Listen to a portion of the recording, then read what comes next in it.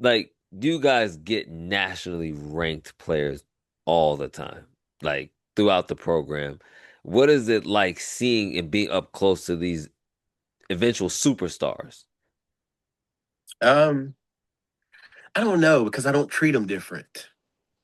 You know what I'm saying? I just don't. Right. I don't. You know what I mean? Like I treat the McDonald All American. I treat the second ranked 2026 ESPN kid, number one ranked ESPN kid. I treat them like I treat the ninth, 10th kid. I treat them the same. So for me, it's just like, yeah, I see you on Instagram. You're getting this, you're doing that. And that's all well and good. I see it. I ain't treating you no better. Right. You still gotta do this. You still gotta do these things. You still gotta have your head on right because the world don't care. Some parts, like the world cares a little bit. Like you can make some people care with all those with the accolades and stuff like that, but then there's other parts of the world that don't care about that, man. And you Right. got to know that. Like you got to understand that. You know what I mean? So for me, I don't know. It just doesn't treat me. Now watching them perform is something amazing. Yeah. To be able to sit there, to be able to coach it, to be able to see it, to be able to be right there with it. Oh, it's amazing. It is Right. amazing to see it firsthand. Um, but to get these highly ranked national players, I we don't treat them any different. Right. We don't. And I know I don't. I know I don't. I don't treat him any different. If I feel like you was lacking on that play, you was being lazy. You ain't playing no defense. Right. And you can get in your feelings all you want to. Get in your feelings, go tell Scott. He'll turn around and tell you, well, you wasn't. Yeah. You know what I'm saying?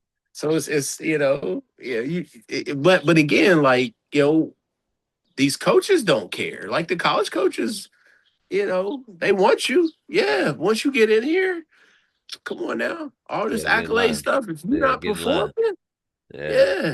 If you're not performing, we gotta set you down. Yeah. You may have been ESPN top 10, top 5. But if you're not performing, I'm gonna set you.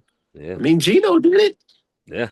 You ain't lying. You know what I'm saying? I mean, we ain't Gino, but I say that just to say you don't treat these kids no different. So like for me, I don't be like in awe, like, oh my gosh. Now there's some things that they do as a ball player. The ball player in me looks like, goodness gracious, this is crazy. Yeah. You know what I'm saying? And I get hyped over that. Yeah, Right. yeah, I get hyped over that because the ball player in me is looking like, man, yeah, that's phenomenal. Right. But the coach in me is like, I still won't hold you accountable. Right. Like I don't be starstruck, then I ain't baby. Yeah. Yeah, So, and when you take a pic, I like the way you pose a special way. Can deal with petty shit, I never let drama get in the way. And you can deal with none of your problems, cause you rather run away. It hurts the most when your family tend to be your biggest pain. Everybody getting older, but nobody seems to change. And when you really love somebody, certain here things. we go. Welcome back to another episode of Fast Break Focus. Today we have on a very, very, very special guest. Actually, he's a family friend, someone I call definitely family. He's a trainer. He's coached in the high school level. He has coached a little bit on the middle school level. He's coached the elementary level. He's trained at every single level. He's trained the college players. He's trained professional players. He has a very, very great resume. The head of 94 Elite right there on his shirt. He coaches for the West Virginia Thunder. Welcome to Fast Break Focus, Ryan Smith. How you doing? I'm doing good, brother. Thank you for having me. Yeah, it's a good time, man. We finally get this re-recording done. We didn't get a chance to release the first episode, but now we get a chance to release to record and hopefully release the second episode. Yeah, yeah, yeah. That's. I mean, you had some things you had to do. I had some things I had to do. So All right. busy people. So we finally was able to get it together. So yeah, yeah. I'm excited, man. I Yeah, know that's yeah. right. So, what my first question is, that I always ask is, what got you into women's basketball? What started me into women's basketball was my niece Rhea. She was playing at the time. She was in elementary school at Horace Mann. I had watched her. Really wasn't coaching at the time. Was working with some kids, but wasn't really deep into it. And then when she went to high school, did some work with her, Aaliyah Dunham, and some of those girls. Then I got asked to help coach at South Charleston High School with my old high school coach, Gary Green. And so that's how I got involved in coaching girls basketball. So my first official girls basketball coaching job was at South Charleston High School. And I hate saying that because my wife is going, she gonna, my wife and some of my friends probably gonna give me a little grief behind all that, but mess with me behind it. But Yeah. because there's always this thing with between G Dub and South Charleston, and that's where I went to school at. So, but yeah, Gary Green got me involved in coaching girls basketball. Right. So there's a story out there that your daughter, the first time you had an older daughter, Michaela, Yes. who was playing basketball at the time, and then your younger Mhm. daughter, Lacey, who we've had on the podcast, she picked up two basketballs and said, "Daddy, look what I can do," and started dribbling out of nowhere. And do you remember that story? Yeah, I remember that story very like this sticks in my mind because it's one of those moments where you look up and you're like, oh, like this, she might have something. Right. Or, like, is this one of those moments where, let me look into it a little bit more, you know what I mean? Just one of those moments as a parent when you see something like that, because the focus on that time was that, it was not that it ever went away from, but it was always on Michaela at that time, just trying to get her into it and, getting her involved and just trying to progress her. But then when Lace picked up the balls and I kind of just was like, I'm that parent. I'm watching Michaela. Sit down somewhere. Ain't you supposed to be at cheerleading practice? What you doing? Right. Next thing I know, I look over and she's dribbling two basketballs, looking dead at me, making eye contact. So that was a special moment. I looked at my wife. I'm like, oh, okay, well, Yeah. yeah. It's over So then. much for the cheerleading until Yeah. that coach is not coming back. So, so we talked about Lacey a little bit, but you had Michaela early on. Obviously she's older, so you had her a little bit more hands-on earlier. What were some of the things that Michaela taught you about women's basketball? From now, before it was just, hey, I'm coaching these my niece and these other players. Now I'm coaching my own daughter. What is the Yeah. difference in all of that? I say Michaela taught me patience. Like, if I could say anything, Michaela taught me patience, like how to be patient, with some players, whether it be girls or boys, but just patient in regards to not all players are the same and they don't all see the game the same. They don't all have they have a different feel for the game, different feeling for the game, relationship with the game. So Michaela taught me patience because, she's my firstborn and she picked up the ball and now I'm like, all right, bet. Like I want you to do it. She's got athletic ability. She's moving, she's growing. And I'm like, all right, cool. Like I want this, and this for you. But if you don't want it for yourself, if I want it for you, then it's just gonna cause a bunch of riff back and forth. So she taught me patience, man. I must say, like if I could go over and do some things with her again, it'd be a little bit more patient. I wouldn't be so quick to kick her out the gym or yell at her or Right. get on her. You know what I mean? Because it's just understanding now, like everybody is different in this game when it comes to how they feel about the game and their relationship with the game. You know what I mean? Now, just as a dad perspective again, and also coach a little bit, you coach Michaela on an AAU level. Now, what was it like? Because you are very guard heavy, and nothing against your post work. Honestly, I haven't seen your post work in a long time, but guard. I can and anybody in the tri-state, you need to reach out to Ryan when it comes to guard drills. He'll get you right. But Michaela is later on figured out she's a big or Yeah. plays the forward position. What was Yeah. it like getting to understand okay, I am very guard heavy, but my daughter doesn't play this. Yeah, well, so I had an opportunity to work with my niece Rhea, who's like six. I think Rhea's like 6'2", 6'1". Okay. So working with her gave me, I had to really like research the work as far as post players. And then I played with some good post players. So I was able to reach out to those guys, talk to them. My godfather knows post players. So I would talk to him and reach out to them. So I would do a lot more. I would do a lot of digging research wise to get a little bit more information on how she needed to play because she was more like Hmm. a three, sometimes four, maybe, depending on the situation. But I just took the mindset of, all right, I can teach you both. And if Right. I can get you to do both, play with your back to the basket. If it's a smaller guard on you, you know what I'm saying? Post them up, play with your back to the basket, or step outside and be able to handle it enough to get, a couple dribbles to the basket and then knock down some shots. So for me, it was just like start off as it was like, all right, my niece was already a post player. So I had to learn to help her. So I had a little bit in the bag already. People just didn't know it because I was only working with her at the time. Right. Right. That makes And sense. some of the South Charleston High School girls I was working with too, the post players. Right. Right. Most definitely. And now just to jump back on your timeline just a little bit. Your first I would say your first AU experience was the Greyhounds, wasn't it? Yeah, yeah, that was my Yeah. first. Well, my first original travel experience was on my own Oh, with uh gotcha. with the with the ballers. Right. That was my first. That was my first. Put my foot into the travel ball scene of Right. things. I'll say this: getting a true like vision into it because the balls wasn't a true like it wasn't true. It wasn't a true travel situation.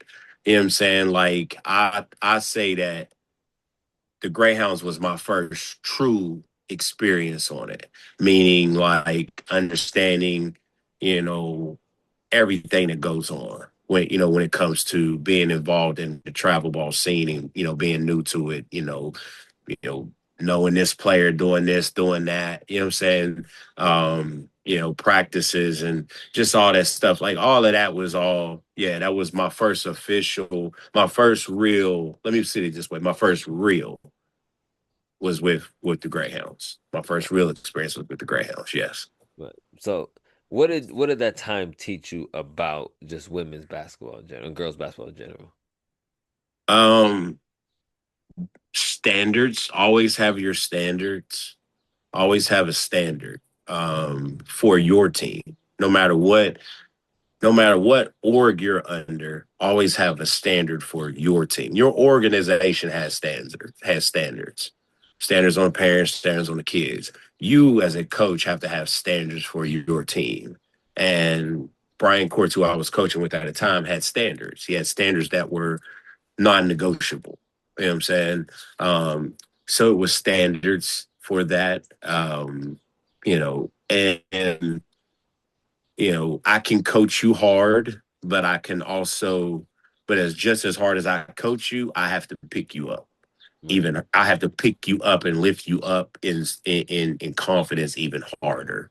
Right. Um, that's what that experience brought me as a coach. Is that, and then really being, I began to dive more into film, as far as game filming and studying more um, at that time because I felt like if I could do this, I could help more. So that helped me as a coach as diving more into that too as well. Right.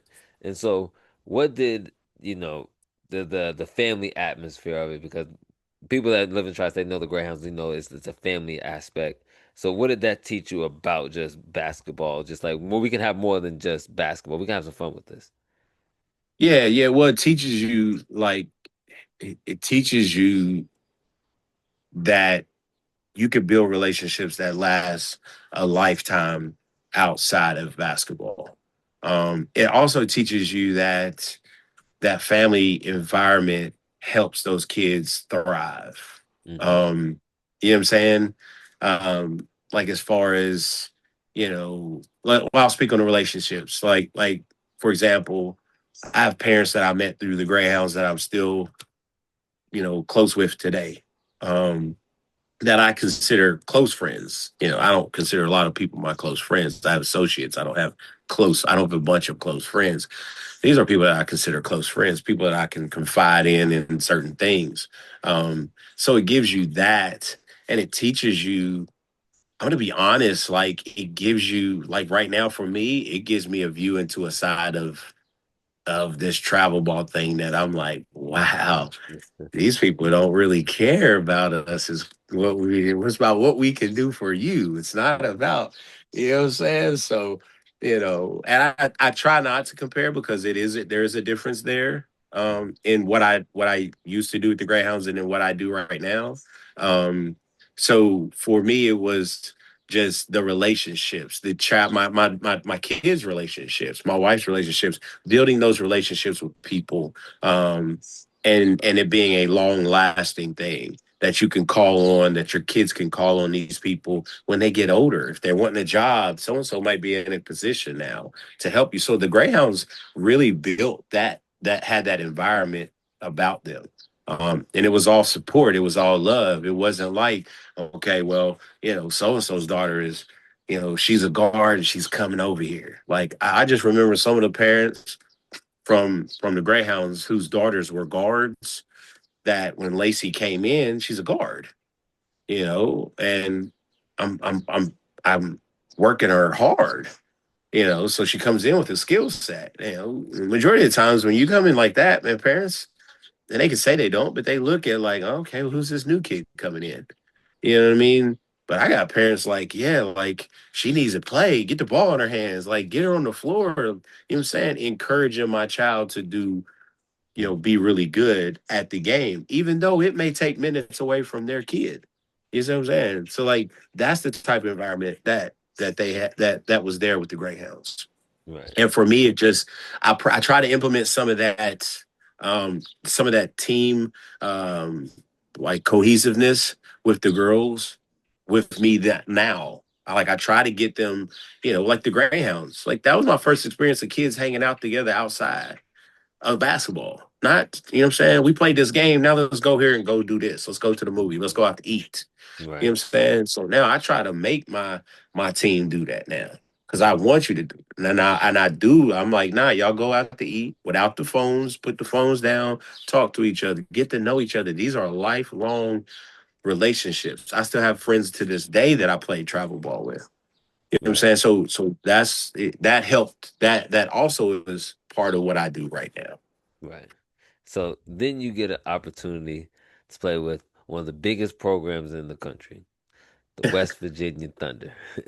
What was that experience? What is the experience like going from Greyhounds as family environment to now? It's a whole different big fish over here. Yeah, yeah, yeah. The pond is the water's rough. Current is strong, and if you don't watch, you can get taken under. You know what I'm saying? Yeah. Um, so it's just you know what I mean. But it introduced me to business. This is business. Yeah. You know what I'm saying? Um, put your feelings aside because this business. We got business we got to take care of over here. Mhm. We still care. Don't get it twisted. Like we still care. We care. Like I said, even though, you know, we may not be cared for, but we care about each and every one of those girls. So it just introduced me to a more so business side of it, and just the moving, in a business mindset. Um, you know, the recruiting part of it. You know what I'm saying? Like we had this recruiting part of it for us. You know what I'm saying? Like we have to recruit kids. You know what I mean? Like it's not like now when I say that, I don't mean that we struggle to get kids. I mean we have to talk to kids and families to see if they're the right fit for us. Right. Are you the right fit for us? Or are you gonna be in the stands talking shit? Oh, sorry, my bad. No, you good. You Stuff good. about talking stuff about so and so, why she won't pass the ball, why they doing this. You know what I'm saying? Um, you know, if they're not, then they can't come with us. They can't Right. roll with us. So the Thunder really introduced me to the bigger, broader side of it. You know what I'm saying? Like, you was able to be over here and operate over here where it was, you know, you're developing kids, you're getting kids ready. It's a family atmosphere. Not saying that the Thunder isn't, but because we do consider it a family over Mhm. here. But then you step out there and you're like, wow, this is business. And now we got to go get it. because a lot depends on the wins and the losses. A lot depends on the success and how many kids we can get here. Now we don't have just 8 kids we're looking out for. Now we're looking out for 30, 40, 50 plus kids, making sure that so and so's correct. This is good over here. You know what I'm saying? So it's work, it's more business over here. With the family atmosphere and trying to have fun, but also just understanding, man, like it's cutthroat out there. They introduced me to the cutthroat side of this thing. I tell you that. I tell you that. I had me out here in my feelings a little bit, get ready to act out of character, like, oh tight, it's not that serious. You're okay, bro. You know what I'm saying? After you get ready to flex on them, I'm like, whoa, man, this is a little personal right now. You know, she's okay. Like, if she don't want to play with us, she can go. It's okay. You don't have to be mad at them. You know what I'm saying? Right. And so, like, you guys get nationally ranked players all the time, like throughout the program. What is it like seeing and being up close to these eventual superstars? Um, I don't know because I don't treat them different. You know what I'm saying? I just don't. Right. I don't. You know what I mean? Like, I treat the McDonald All American, I treat the second ranked 2026 ESPN kid, number one ranked ESPN kid. I treat him like I treat the 9th, 10th kid. I treat them the same. So for me, it's just like, yeah, I see you on Instagram. You're getting this, you're doing this, you're doing that. And that's all well and good. I see it. I ain't treating you no better.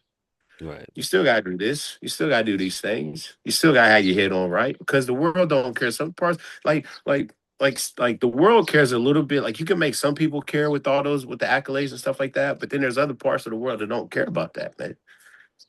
And you got to know that. Like you got to understand that. You know what I mean? So for me, I don't know. It just doesn't treat me. Now watching them perform is something amazing. Yeah. To be able to sit there, to be able to coach it, to be able to see it, to be able to be right there with it. Oh, it's amazing. It is amazing to see it firsthand. But to get these highly ranked national players, I we don't treat them any different. Right. We don't. And I know I don't. I know I don't. I don't treat him any different. If I feel like you was lacking on that play, you was being lazy. You ain't playing no defense.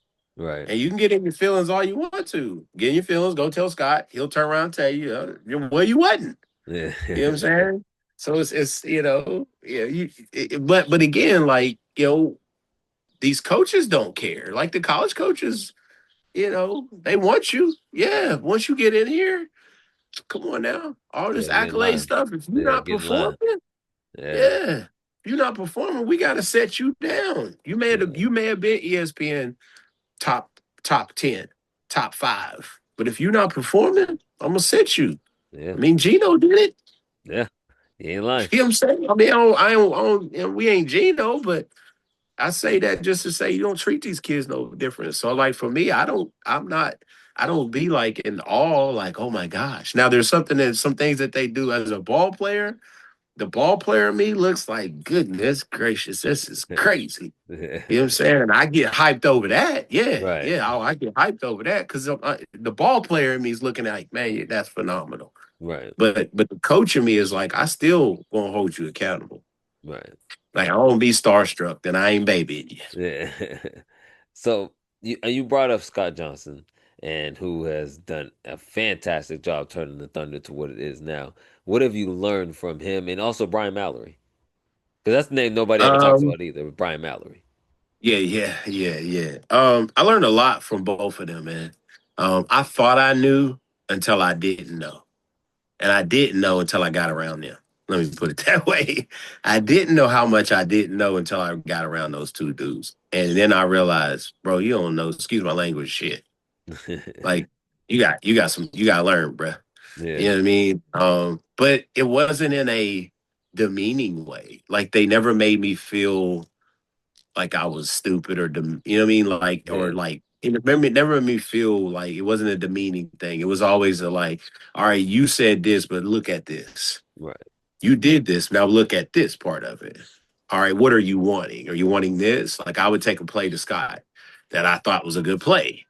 And he was like, all right, I'm going to show you why it's not going to work. But then what do you want?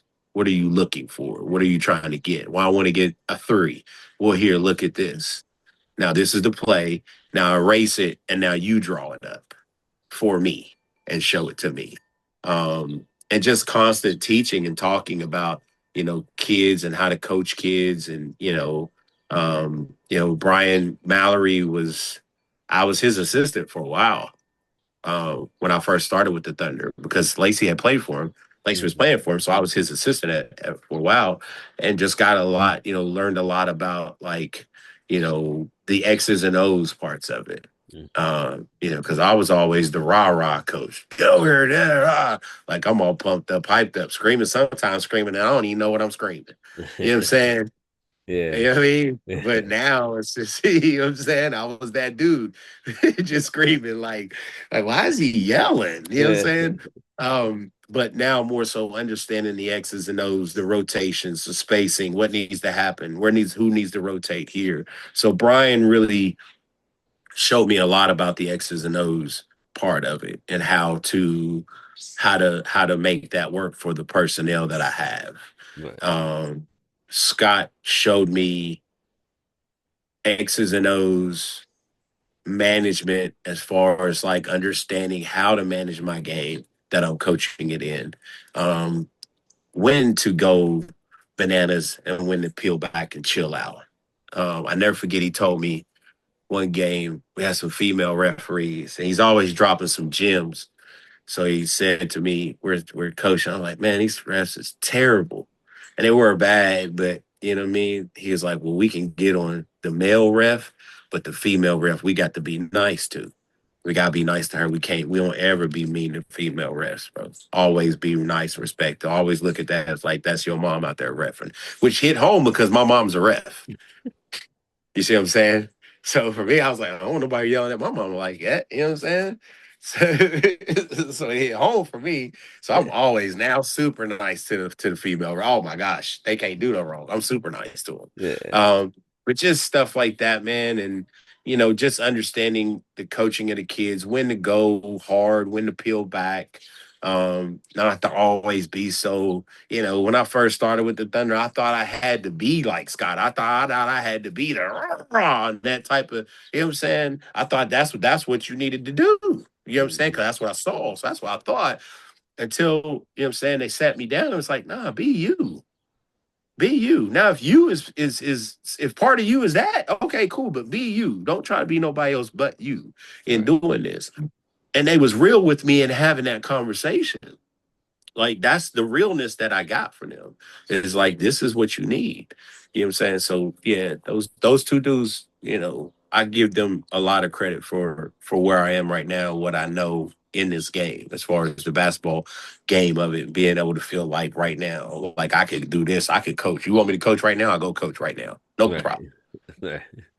Now, and I want to give Brian Mallory credit because he's the first person I ever seen have middle schoolers on minute restrictions and restricting minutes and have a minute like everybody's on a time. Everybody's on a timer. And back then I didn't see it, but then it took me a while to realize, and I was a lot older when I realized that's actually slowing the game down as a coach because a lot of coaches can see like the game goes so fast that you forget that the game plan you just made, you didn't forgot about it because you're so in the heat of the moment. Can you speak on just playing with coaching a game with a minute restriction? Yeah, so that's hard. It's not easy. I'm gonna be honest with you, man. Like people think I mean, I don't know if they do, but it's not easy. It's hard as hell to do that. To have the minutes, like you're monitoring minutes. Let me put it that way.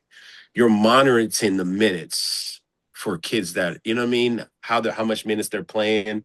You're trying to make sure everybody gets the right amount of minutes because, and then not in a sense of this kid, I'm going to play you more than because I'm going to play her because I like her. It's, we don't want to play her too much because she's tired. Now she's playing in front of this coach and she's out here making dumb mistakes. She's out here making dumb mistakes and doing stupid stuff. And now she may ruin her chances. So we have to monitor that. You know what I'm saying? But then there's also that productivity part of it as a unit where you're like, okay, I gotta have the best out of these kids, but I gotta have the best out of them in certain times of the game. So you're trying to monitor that and watch the game within itself. We just recently had a meeting about that. What's more important, the play we call or the sub we make? Which more important?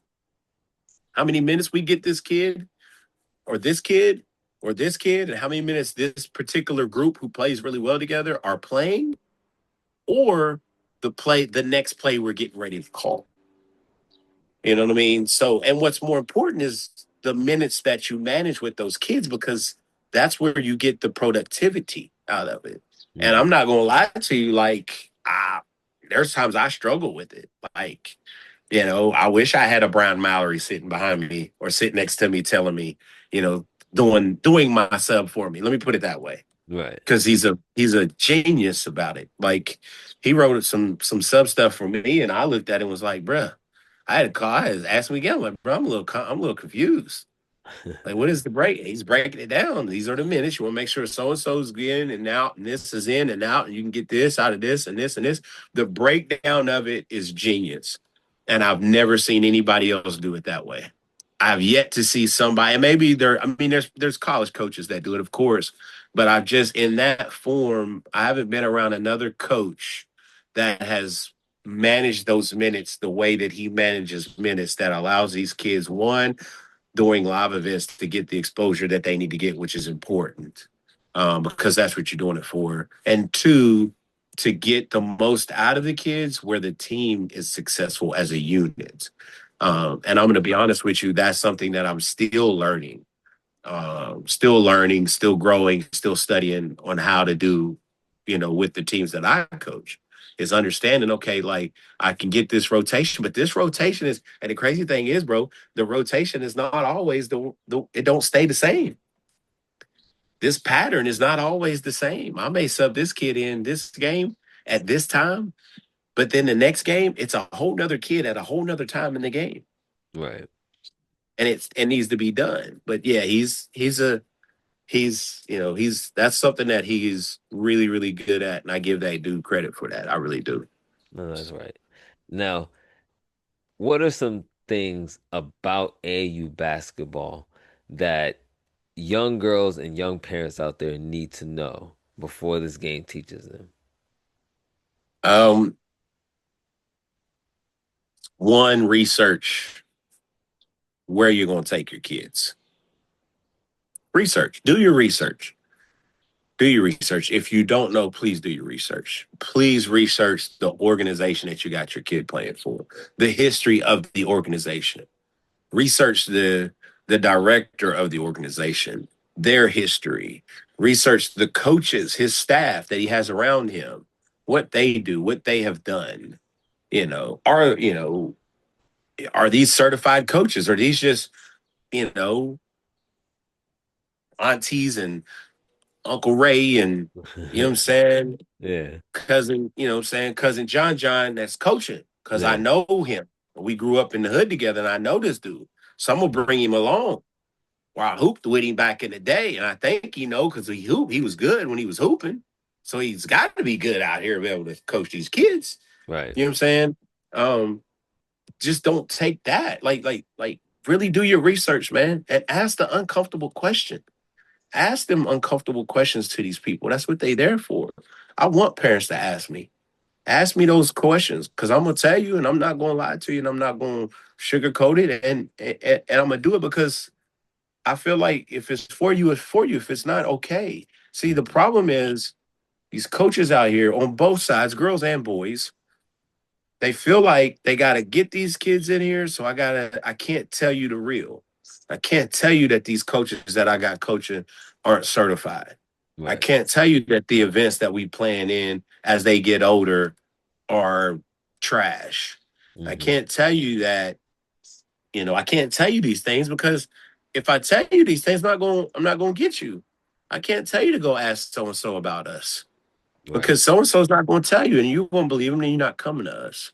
So with these parents, man, do your research on where you take your kid. If it's fifth, fourth, third, fourth, fifth, all the young ones up to sixth, seventh, like this is developmental time. This Hmm. is time to develop these kids into ball players. Hmm. Make them love this game so that they come back to the game. Don't make them hate the game. Don't make them think that they're never going to be good enough.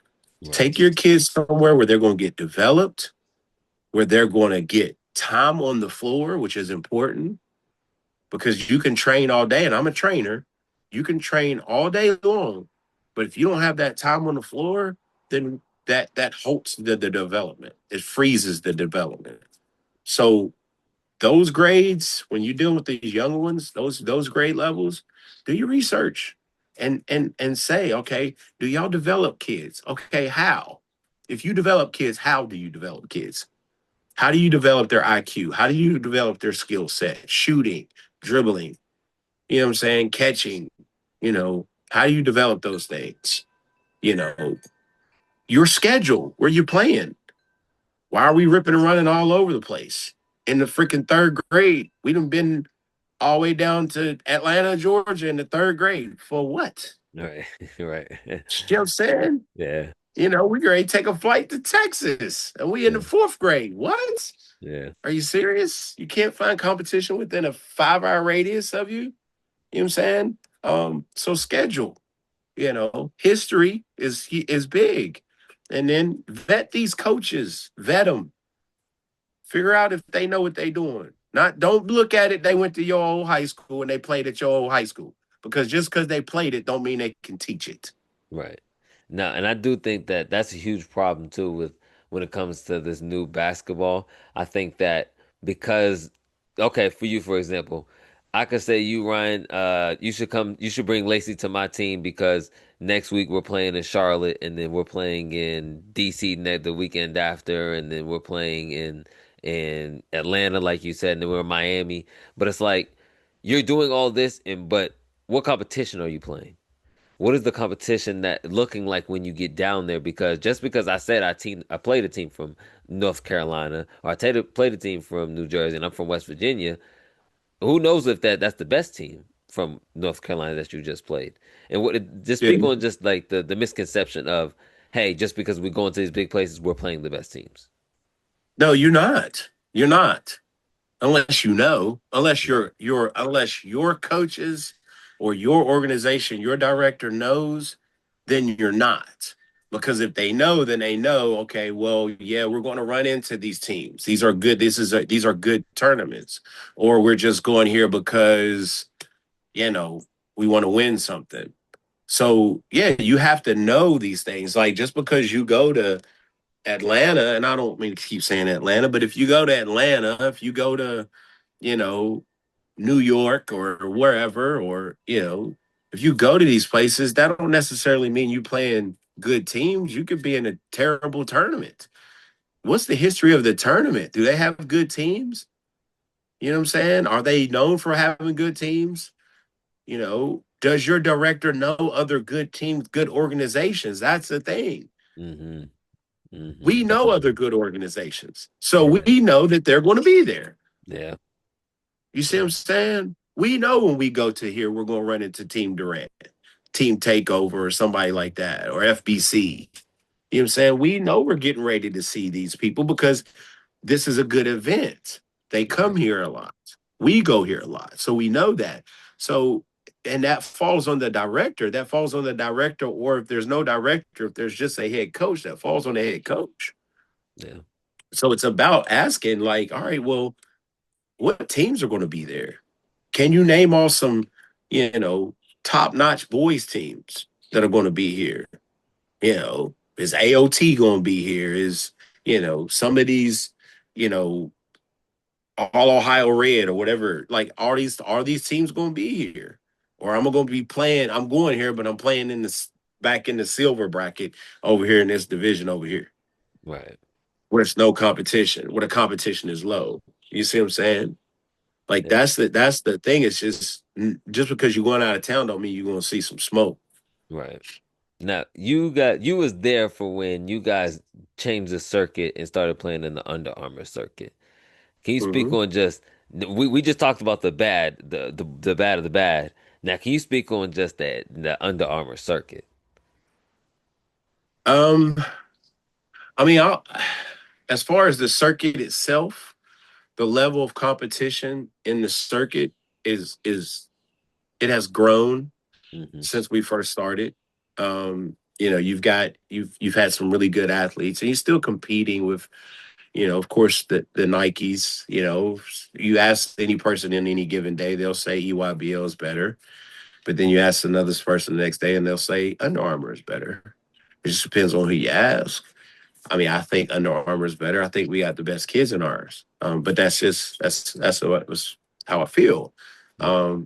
But we do have some really good ball players in this Under Armour league that we're playing in, that I feel like are, you know next level. You got some next level stars, and you got some good coached teams in Under Armour. Hmm. Teams that are well coached, teams that'll fight.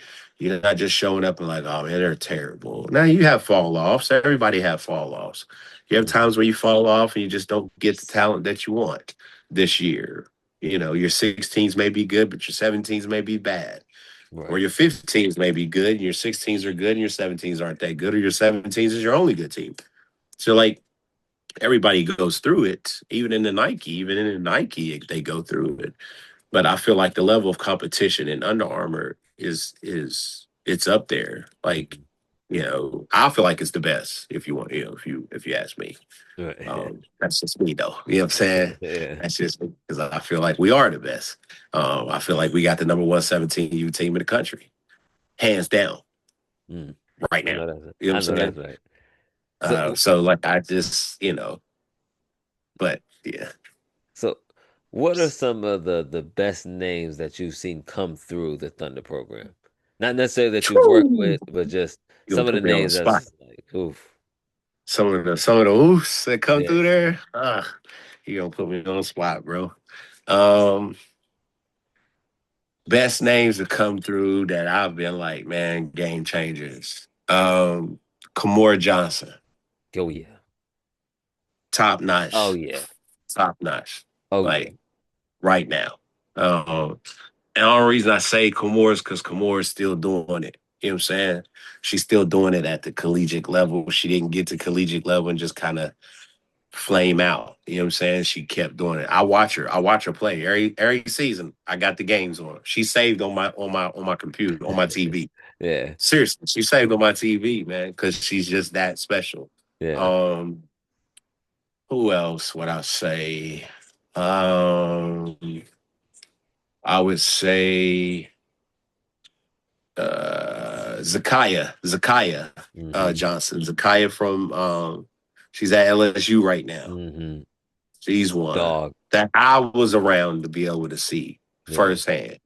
Now there's been more before her, like Michael, Yeah. like but I was around to see her. Yeah. Um, so D. her D D. D's tough. I think if D didn't hurt her foot or ankle, I think D would have really had a really good first freshman year. Yeah. So D was tough. D is tough, and to watch D play, legit. Yeah. Um, yeah. Um, Not on the level of a lot of those players, but Deanna Gray, man. Yeah. Had a Like I motor. thought Deanna Gray was a true point guard. Oh yeah. True point guard. I love the way she plays. I'm not just saying it because she's one of mine, and one of the kids I hold dear and work with. But I think that she just embodies that player. You see what I'm saying? Like she embodies the Thunder player. Right. She plays hard on both ends of the floor. She's a coachable kid. Hmm. She was even that at the next level. She learned how to make her way through adversity that first year of college. So I would put Deanna up there with those players, Yeah. because of what she was able to accomplish. Um, who else, man?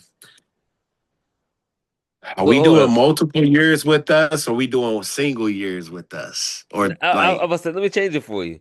Give me your top five players you trained. oh man. Now I'm putting you on the spot on this one.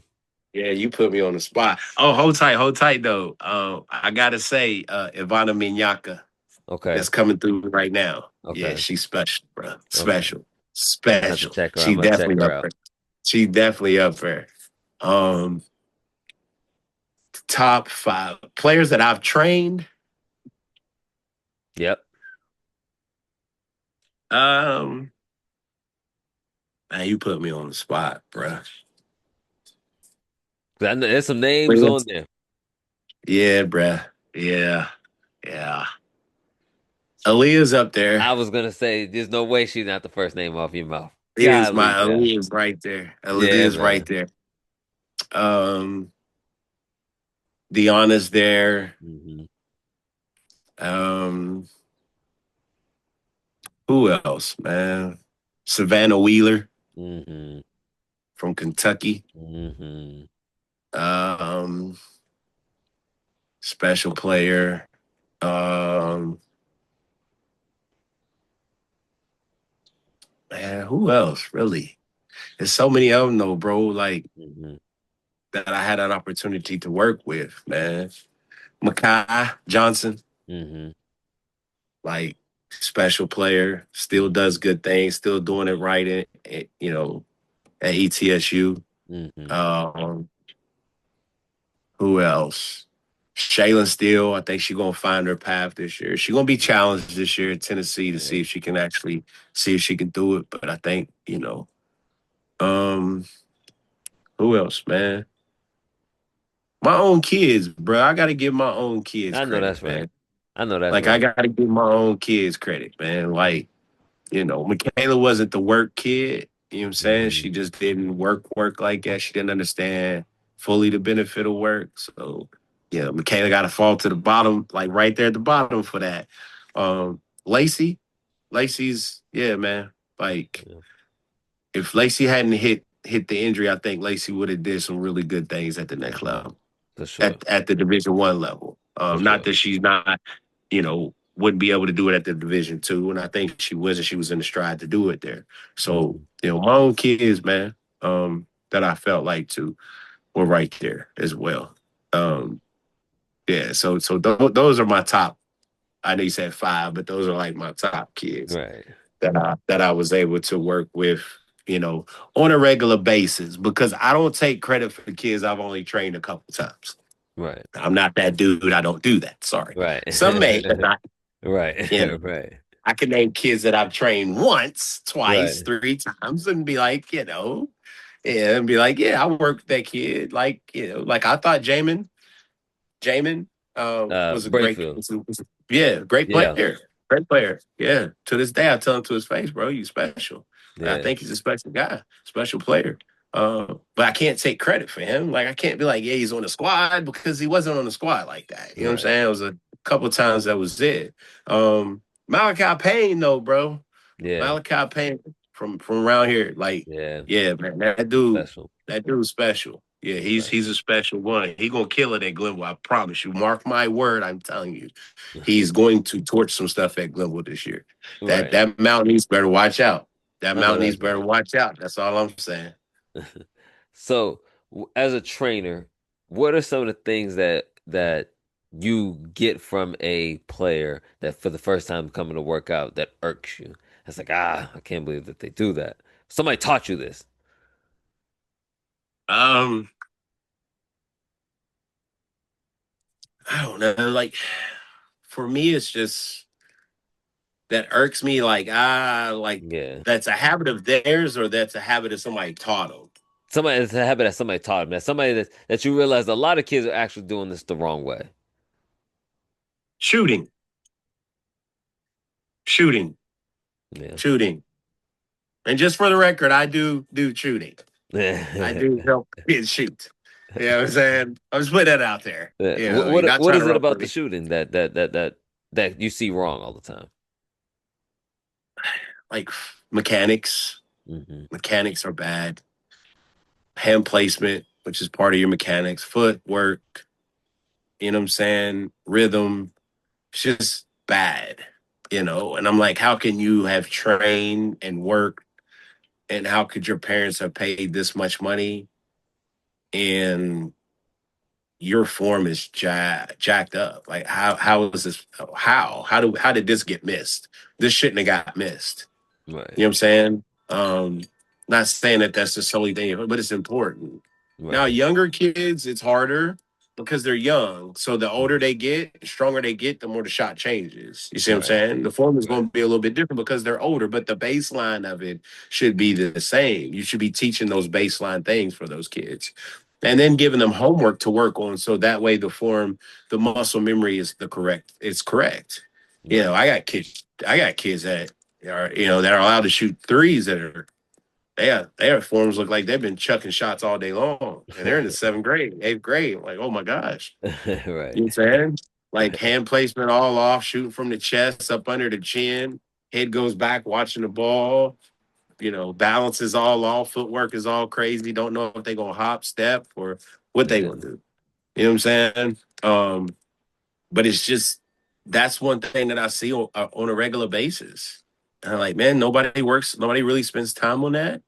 And it's hard to do with a group setting. That's more of an individualized training thing because you spend a lot of time on the mechanics of it. So that's more of a, like I said, it's more of an individual thing versus a group because it's hard with a group because you got so many different body types, so many Right. different strengths. You see Yeah. what I'm saying? So it's hard to do it as a group. Now the baseline stuff should be the same. The hand placement, that type of stuff should be the same. But as far as everything else, it is it's difficult. It's harder to do as a group. Let me put it that way. Right. Now, But that's the one thing that does bug me when I see it. I'm just like, my gosh, what are we doing? so we talked about some of the best players that you trained, some of the best players that you coached and seen personally. Now, who's a player that you coached against that was like, oh man, they give me fits? Oh my gosh, bruh. Jordan Dawson, a pain in my side every time we had to coach you. We had to play against Huntington High. South Charleston did it. I'm saying he's special, bruh. How you stop it? Right. Inside, outside, we want. When we give it to you inside, cool. I give it to you outside. Can't shoot. Can't shoot. You think I can't shoot? Okay, cool. I'll give it to you this way. Yeah. So she was one. They gave me fits. And I wasn't the head coach at the time. I was the assistant coach, but I took it as my job to try to help us. How can I help us stop her to help us win? Right. So she gave us fits. Who else that I had to coach against that just gave me fits coaching against them? Trying to think, man. She's the one that just sticks out to me. Like she's the one that sticks She's a out of my matchup mind. nightmare. She's a Yeah, matchup she's nightmare. tough. Like everybody else, I've been able to like, all right, we can double, get the ball out of her hands, get the ball, Didn't have anything like that this past season with the middle school boys, so I really wasn't, you know what I'm saying? Hmm. But as far as like that I'll coach, Jelani, Oh my Jelani gosh. Cambridge was like, Oh my gosh. she's a problem. Oh She's my a gosh. problem. Oh my You got to gosh. figure out how to stop it. She's one. She's right up there. So I would say those two for me Yeah. that Now, I've coached. it just the because we talked off camera about this a little bit. These new rankings of these kids. What is Oh the my God. deal with that? Like we're ranking some of these kids way too early, way too soon. What is your thoughts on that from a trainer's perspective and a coach's perspective? You've been around top level talent too, so that's why you're a good person to ask. Well, it's who cares what they rank in the fourth grade, fifth grade? Like nobody cares. Who's doing the rankings first and foremost? Who do we have doing these rankings? Who's doing the rankings? Who's ranking a 4 year? Who's ranking a fourth grader? I'll tell you, this is who ranks a fourth grader. Somebody that's all right. I'm going to rank your kid because you're going to pay me money to rank your kid, or you're paying for a service. So I'm going to rank your kid within this service. I can start my own ranking service and start ranking kids and charge people money to like it's a money grab, bro. That's what it is. It's a money grab. If it's not ESPN, it is a money grab. And no, I've never seen a fourth grader on an ESPN ranking ever. Ever. Me either. Me either. Ever. So why are you putting so much emphasis on it? Now, does it make the kid feel better? Of course. Am I all for these kids feeling better? Yes. Confidence? Yes, I am. But if you're paying for it, that's a problem. You see what I'm saying? Like, because, like I said, it's in the fourth grade. Nobody cares, man. Like, nobody cares. Mm-hmm. Like, you ask some of these ball players that are really high level ball players what they were ranked in the fourth grade, they're gonna be like, bro, I was terrible in the fourth grade. I couldn't dribble and chew gum in the fourth grade. Like I didn't go out. I didn't start, you know what I'm saying? Yeah. I didn't go bananas until I was in junior high school. Yeah. But you got all these people chasing these rankings, and it's crazy because it looks good on social media. Yeah. And it looks good, you know, that mom and dad can then go to work or be amongst friends and say, yeah, little so-and-so ranked in the top 30 of what? And he was ranked in the top 30, but the one that was giving him the business, the one that'll kill him is in Tennessee right now. He never played against him. What about that kid? Mine even played basketball yet. Yeah. Or he is playing basketball right now. Right. And your kid who's ranked fourth in the premier quality rankings, let's just throw a name out there. You know what I'm saying? You know, with 30 followers on Instagram, 50 followers on Twitter. You know what I'm saying? Now they're ranked fourth on this stage, but then they go down to Tennessee and run up against Lil John, and he just gave him the business. Yeah. Consistently, and he ain't even ranked. And mom won't let him get a Twitter. Mom won't let him get a Twitter or Instagram. That little boy just in the gym grinding. And he's torching your kid. And he's not ranked. Because they don't care about that. They just care about him being better. Because they know that this may not last. Yeah, he's cool right now. He might not even play basketball when he gets older. Right. When he gets into the 7th grade. He may become a football player, a soccer player. Like the rankings is so crazy right now with parents and I don't get it. I talked to a friend of mine about this. Like, why are we putting so much emphasis on this? Why is it so much emphasis on rankings? And why do we care? Why are we so college coaches don't care? College coaches don't care if you fall in the rankings when you're older. They don't. They're still gonna cut that check because they want you. So they don't care if you drop from 9 to 10.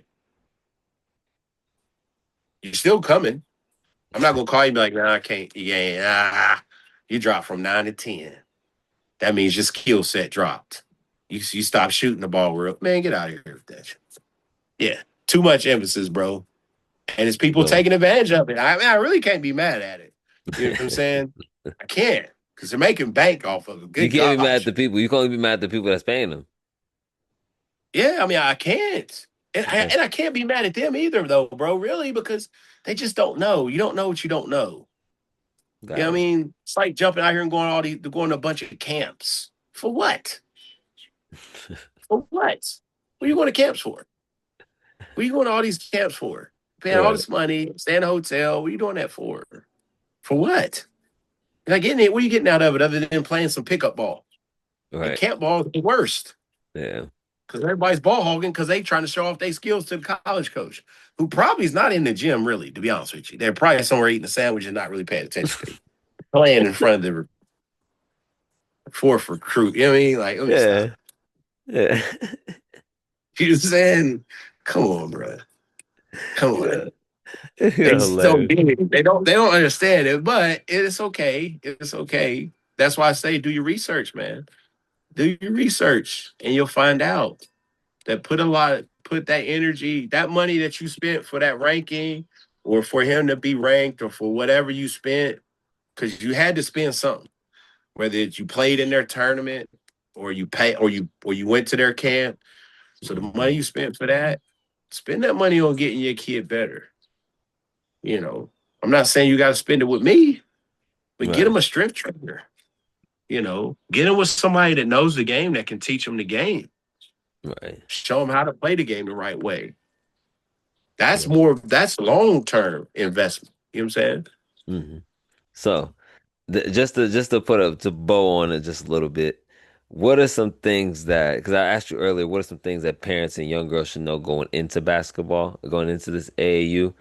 But what is something that they need to keep in mind as they navigate through it? Forget the beginning of it, just navigating through it, because you can go through coaching changes, you go through just not being a right system on this team. So like, what is something like for example, if I was to say, I would tell, like for me, I know for my daughter, if she plays basketball one day, I know one thing to always look out for is to make sure my college coach is certified, make sure they have the information, the knowledge to at least put my child in a situation where they can see college coaches. What's something that people need to know in order to navigate through it? Um, just know the good stable programs with good people.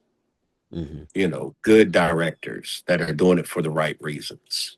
Good coaches that are doing it for the right reasons. So as you navigate this thing, you may be with, Team Flame over here, but your child is now growing. Her game is growing. And understand that change is needed for growth. So you're going to have to change. So you can't stay with the Flames. Now you got to come to the Thunder because now you got to grow. Yeah, you saw how I plug that, right? See what I'm saying? So like that's what, you know, know that that's coming for you. Now, if you're already in one, you're in one and you know what it is. But if you're not, know that that's coming. That change has to happen in order for your kid to grow, but know where that can happen and they're going to grow the best at. Like, all right, I'm not just going to go running over here because they signed a Puma deal or Hmm. or New Balance deal. Yeah, they did, but they're still, you know, still not good. Even Right. though I put a different label on it, still not good over there. I just put a Right. different label. Still shit. You see what I'm Right. saying? Yes. Um, know that, and that's in the longevity of the program. That's in the history of the program, knowing what they're able and capable of doing. So know that. Keep your eyes open. Ask questions. Hmm. Continue to ask questions. Right. Continue to ask questions of those that you see. And if you see these people in your building, ask. And when you're at these games and you see these people, ask them. Ask them the question: when should we try to make the move to come over? Right. We're interested, and don't be afraid. You're loyal to your spouse. Well, first you're loyal to your God. Hmm. Then you're loyal to your spouse and your children. That's it. You're not loyal to no coach or no program. So just because you said, yeah, we come play here this season, that don't mean that that's going to be a good place for her to grow and be at. So, hey, sorry, we just realized this is what's going to be better for her. So Right. we're going to take her over here and be Right. okay with that. Be okay with that. And it's going to be uncomfortable. Trust me, I've done it. It's Right. uncomfortable, Right. very uncomfortable. Yeah. But eventually you realize it's for. So navigating this thing for a young parent for a parent that has a young child and they're starting to navigate this, you Hmm. know, still look for that development part. Um, and then as you start to get into your older ninth, eighth, ninth, now let's start looking at, you know, do we have do are what's the history of the coaches that they have in place? Are they certified? How's the director? Are they involved? What's their connections like? Can they call a coach and get Right. me in front of a coach?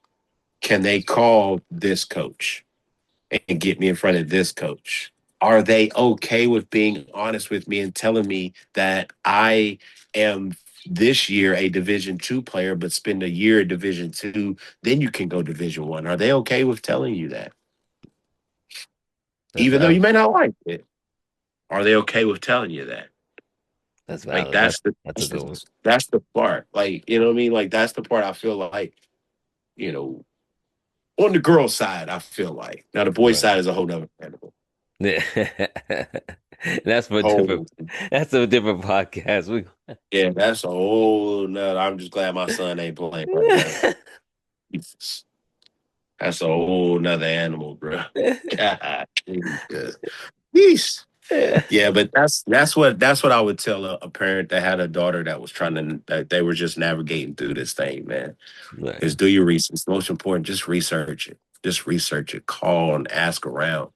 Make sure you ask some people that you trust. Make sure you call in and looking into stuff yourself because that helps you move this thing, move throughout this whole travel ball thing to where you're not wasting time and money. You don't want to waste that money. You can get back, the time you can't. Right. Now, I'm gonna give you. I have three more questions for you before I'll let you get out of here. Yeah. Gotcha. Yeah. My third to last question is if you can go back and talk to that man that just was understanding what this is, started with the ballers and he's just trying to figure out what this AAU is. What would you go back and say to him? Um, I would go back and tell me to be me from the jump, ask more questions, um, and know how to manage it. Know Mhm. how to manage the travel ball side of it and the being Ryan Smith side of it. Let me put it that way. Mhm. How to manage Coach Smith and how to manage Ryan and how to be able to manage, when it's time to turn it off and just say, hey, be Ryan for right now. Right. Don't be Coach Smith. Um, that's what I would, and tell him, I would tell him some care, some do care about what you do for their kids, but a lot of them really, the care's not there. They're That's in it for what you can do for them. that's So a when you navigate this thing, bro, understand that. That's what I had to tell myself. that's a good one. Because I found myself getting so involved in trying to help these young ladies that I lose sight of the fact that, at the end of the day, you know, these people, they don't care that you're away from your wife and your kids and your family. And that's the last thing on their mind. Now I did want That's the to. first. I want to cut you there because I could. I want to bring that up too, because now I'm gonna get to my last two questions, but I want to bring this up. Your family has done a lot, and I had Lacey on, and she talked about just your wife and what you mean to her as far as what helping her as far as basketball. Can you speak on your family and what they have meant to you as far as basketball, and especially Marcus, because like Lacey said, he didn't ask to be in the gym all the time. He didn't, and No. he was, just speak on him. Um, I mean, my family as a whole is a lot of sacrifice, like a lot of sacrifice for, not just what it brought for Michaela and Lacey, but also for me as a coach, because this is what I do. So, there's times where I'm gone all day long, or I go to the Thunder office and I'm at the office and I leave the Thunder office, come in, grab a snack, and I'm right back out. Now I gotta go train. So I'm gone. You know what I mean? Like it's a lot of sacrifice of time. The thing, like I said, that thing you can't get back is a lot of sacrifice of time, bro. A lot of sacrifice of time. So that was huge. The sacrifice of time, my time with my wife, my time with my son. You see what I'm saying? My time with Michaela Lacey as dad and not their trainer or their coach. Mm-hmm. You see what I'm saying? So there's a lot of sacrifice of time for that, bro. And I wouldn't be where I'm at right now if it wasn't for that. Right. I'll be honest with you. I mean, there's times when Courtney keeps me from coming out my box. Mm-hmm. You see what I'm saying? From coming off my square. It reminds me like, hey, you got a lot more to lose and you snap. So, you know what I'm saying? A lot more to lose over there. Yeah. Might want to, really in a little bit. So it's that type of stuff. Like I wouldn't be the coach or the trainer that I am right now if it wasn't for that. Right. If it wasn't for them and their sacrifice and what they were able to do and how they were able to do things for me, hold things down when I'm not here. You know what I'm saying? Marcus, yeah, it's like, and Marcus sacrificed a lot as a kid. Like, I tell people all the time, I know I missed my mark. There's a video circulating that I won't watch. I'm in the gym with the girls, and he's got a basketball in his hand. And he's dribbling, he's mimicking him. He keeps dribbling up to me with the basketball. But I'm so focused on them that I don't even see him because I'm so focused on them too. And I'm like, damn, I missed my mark right there. That was it. That was the time. That was the time I should have just took 5 minutes off of them and gave it to him just for that 5 minutes. And I remind myself of that, when I feel like time is getting away and he and I haven't done anything. We haven't spent time. And I remind myself, bro, you took your eyes off the ball for 5 minutes right there, missed the mark. You don't want to do that again. So keep your eyes on that ball and don't miss that mark again. So I remind myself, like, don't get caught up in not spending time with him. You know what I'm saying? Doing some stuff with him. Now, it's hard for me to play video games because it makes my head hurt. I ain't gonna lie to you. I don't see how people do it. I really don't. Sometimes, though, I kind of try to push through. I get a migraine at the end. I'm like, bro, you want to go another round? Nah, bro, I'm good. I can't do this no more. I'm losing right now, cuz. Yeah. Right. But nah, the sacrifice for the family, man, it's a lot, bro. It's a lot, man, to be able to do what I do. You know what I'm saying? I know that's right. I don't take it for granted at all. I know that's right. Now, I could not let you get out of here without talking about the video that I posted and reposted of you and Lacey in the gym and her blindfolded. Where did you learn that joke? Where did you get that from? So amongst sitting around one day, I figured to myself, I thought to myself, I said, you know what? And this is going to sound crazy, but like, I thought to myself, you don't do anything in the game blindfolded. You always got your eyes open, you can see, right? Right. So my thought process was, well, when you lose a sense, it heightens the others. You know what I'm saying? Like you lose a sense, it heightens the others.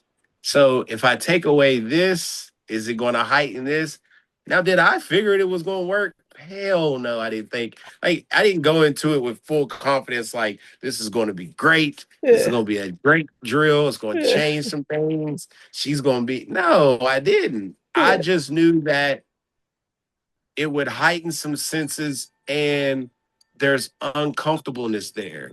And you have to be comfortable with being uncomfortable in this game of basketball. That's where my mindset was with it. So I'm going to make you uncomfortable. You don't know where I'm going to hit you. You don't know where I'm at. So you're real uncomfortable right now. It's really uncomfortable dribbling this ball. And you have to focus on not losing the basketball. Yeah. But you got all this other stuff going on. So now flip that. Now you're a point guard. You got to focus on the play, the rotations, what she's calling, clock management, and the coach is yelling something behind you and having you to do this. Mm-hmm. All the while, you got a dog up on you in defense in you.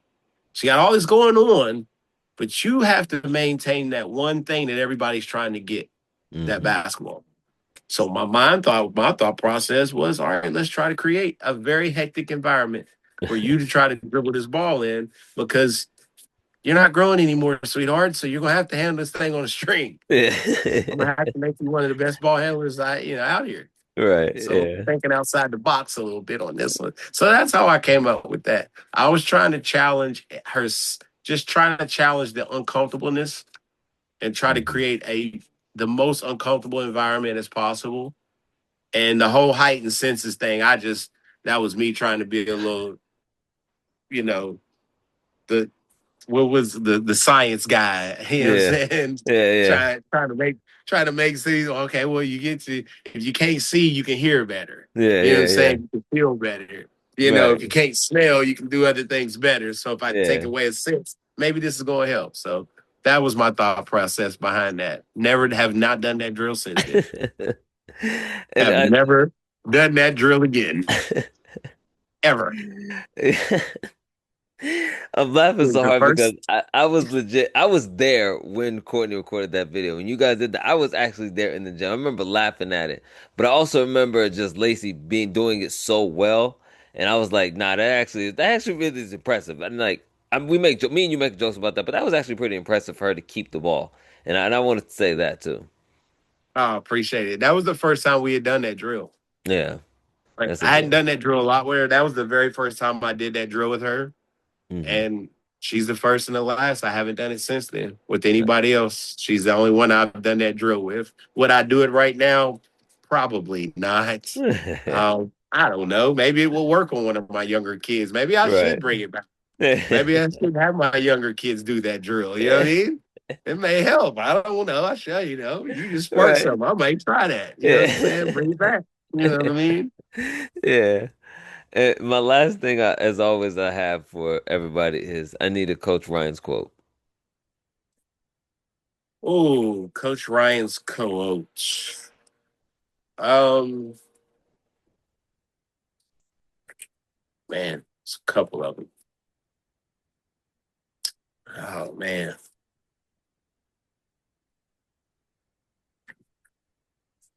I would. Oh man, let me see. Play every second, minute, quarter, half as if it's your last, because you never know when it's going to be your last. Mhm. That's a good one right there. That's a good one. Welcome, thank you, Ryan. This has been another fantastic episode. If you are in the tri-state area, even if you're in Charleston, all the way out in Charleston, please hit up Ryan. Please hit a 90 for elite training because it truly is a good time. It's a family atmosphere. He doesn't trust many people, and he treats you like family, honestly, and he's a really good trainer. If my daughter was old enough to play basketball and we were still living in West Virginia, he would absolutely be the first choice when it comes to her training. And I'm not just saying that because, like I said, it's family, but I know for a fact he's gonna get your game right. Your shot's gonna be tight and your handle's gonna be right. That's what I say about Ryan. If somebody was to ask me, I'm gonna say your shot's gonna be tight and your handle's gonna be right. That's what I'd say. That's it. That's it. I appreciate you, bro. I appreciate you having me, man. Man, most definitely, it's been a fantastic and fun time, and I'll talk to you soon, brother. Yes, sir. Yes, sir. Thank you. All right.